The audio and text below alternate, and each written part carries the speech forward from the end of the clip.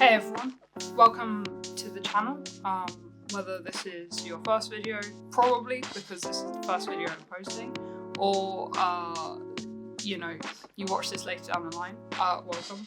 Today I'm going to show you how I made a 95th birthday cake, which is, a massive celebration.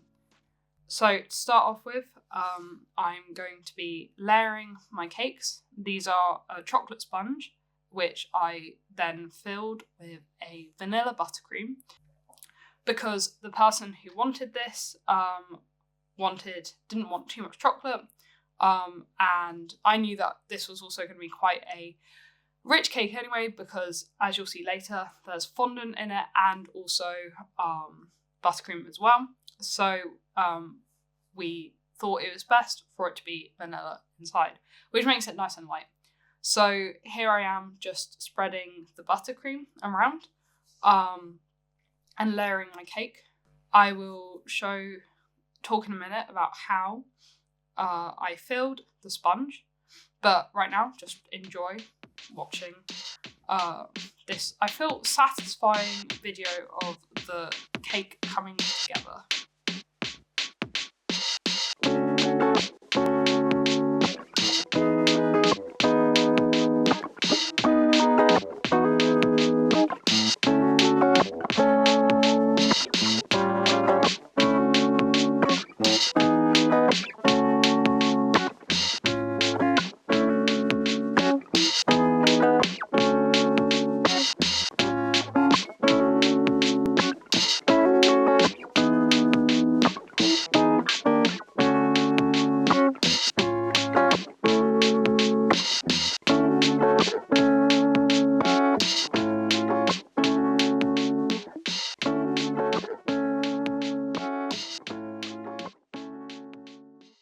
So as you can see, as I was putting the third layer on, I had a bit of trouble because it wasn't quite level, or as level as I wanted it to be. So I adjusted it a couple of times, and then I put a spoonful of buttercream kind of underneath to almost wedge it up so that it was a bit more level. When I was filling this cake, I tend to press in the buttercream first into the sides where you've stuck the cake, because I find this fills it out. It makes it a bit easier to work with either your crumb coat. It makes it quite smooth overall. I really like to push the buttercream in there to just, I find that helps before I tackle the whole thing. I think that's kind of hopefully a standard process. I'm not really sure. So now that I've filled those buttercream wedges, I take more buttercream, obviously, and start putting it on the outside, and then I'm just kind of scraping and trying to scrape and fill to try and build up, and again keep it nice and flat. Because I knew I was putting fondant on this cake, I was trying to keep this as smooth as possible to make my process of putting fondant on, because that's difficult, and I'm only one person, and putting fondant on is actually really difficult to do when you're just doing it by yourself, because it tends to just fold and flop everywhere. I then proceeded to buttercream the top as well. I wasn't really, at this point, I was going for smooth, but also I'm not really going for fully coated, because as I said, I was putting fondant on top of this, so it didn't need to be completely covered in buttercream.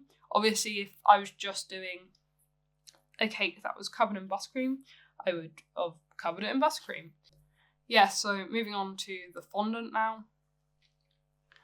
I just basically got a big blob of white, and then I dyed it a very pale blue marbly colour, because this is meant to be kind of like the sky. The customer wanted a Lake District inspired cake, specifically Helm Crag. But yeah, so I thought that the kind of sky blue fondant would be a good idea. and then it's kind of marbled, and it looks kind of interesting.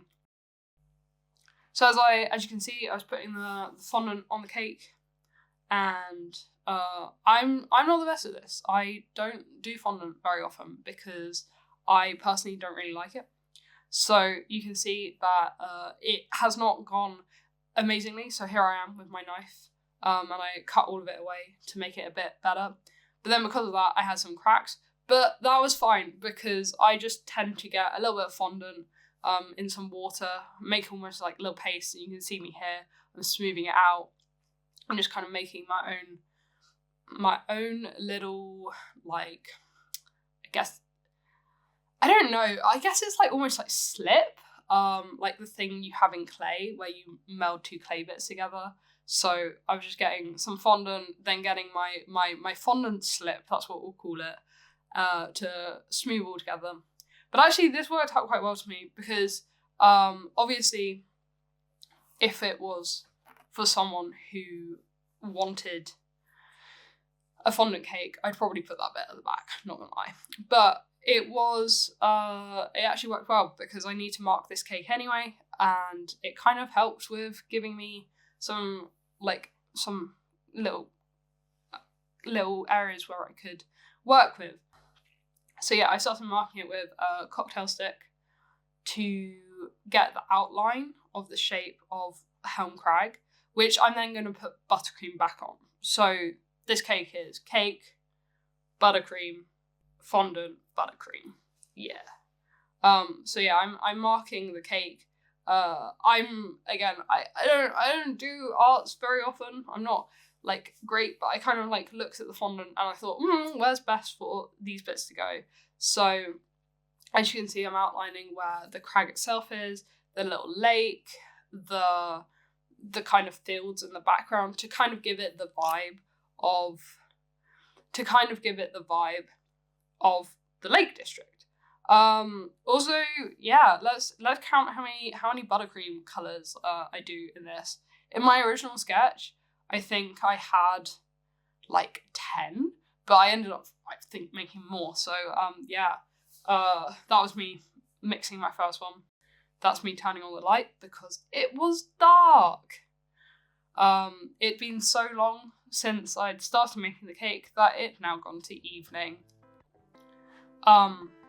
This was back in early January as well, so it was dark about 4, and I think I spent in total maybe like 8 hours on this cake, including baking. So yeah, so here I'm going in to try and make the hills, and I used a light green gel in my vanilla buttercream, and then I kind of made variations where I put some like more dark green in to get those tones. So I think we're already on 2, or maybe even 3. You can see I'm kind of blending it along because I thought that I'd give it a bit more definition, a bit more like shape to it if it wasn't just one colour. So yeah, I really channeled my inner Bob Ross to, make some happy little hills here. And I kind of thought, okay, well, I'll go in with some darker green to get almost like some foreground shapes, and then the lighter green is more at the back to represent the hills being, I guess, further away. I was just kind of going off the image. So yeah, I was just kind of blending, shaping the hills. It's very artistic. I was very lucky that the customer kind of gave me free reign. When I say the customer, like it was a family member, so but they gave me kind of free reign of making it how I saw fit, which I did. There I am putting in the lake as well. I think that you can kind of see the blue, but I feel maybe on camera it doesn't show up enough, and maybe I should have. It showed up on the actual cake. And then yeah, and I went in with a cocktail stick. I was quite proud of this to make the almost like, I guess, the trees and stuff at the background. So I kind of just dipped that in my dark green icing, and I kind of went round the lake to make it look like grassy, so to make it look filled in. And now I'm coming to decorate the actual crag itself. So this, I really struggled with this because it's all about getting the right lights, highlights, tones. I also think like I didn't make the first crag, which is I think the lion, the tall one. I didn't make it high enough, and I made so it kind of, they almost look the same. So I went in with this kind of tannish colour as the very bottom bit. You'll see in a bit that I really think it ends up looking like a crocodile. It's kind of got those two eyes on top and then the mouth. Anyway, so I came in with some darker brown to try and get like those mid shadows and I guess start building up the structure a little bit and fill that in.